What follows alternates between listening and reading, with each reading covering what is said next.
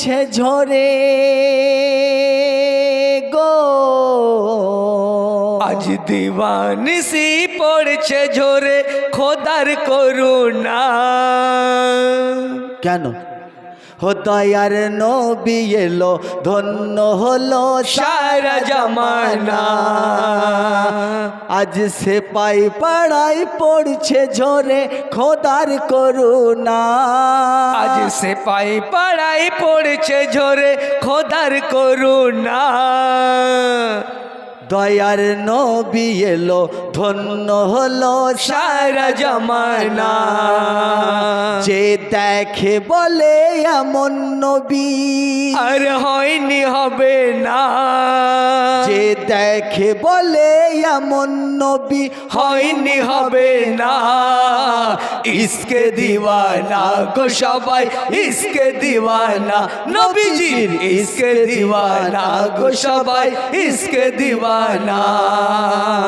আজ দিবানিসি পড়ছে ঝরে খোদার করুণা।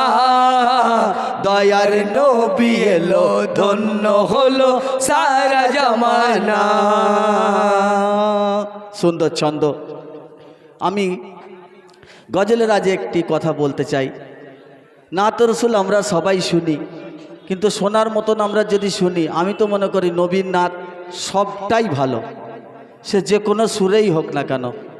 আর যদি কেউ নবীর ইস্ক ভালোবাসা অন্তরে থাকে, আমি মনে করি তাকে ভালো লাগবেই, না হলে বললাম আর শুনে নিল, হয়ে গেল। আসুন মনোযোগ সহকারে শুনবেন, দেখবেন প্রত্যেকটা শিল্পী বলে, শায়ের যখন লেখে, কবি যখন লেখে, তার একটা চিন্তা ভাবনা থাকে, সেই চিন্তা ভাবনার মাধ্যম দিয়েই লেখে।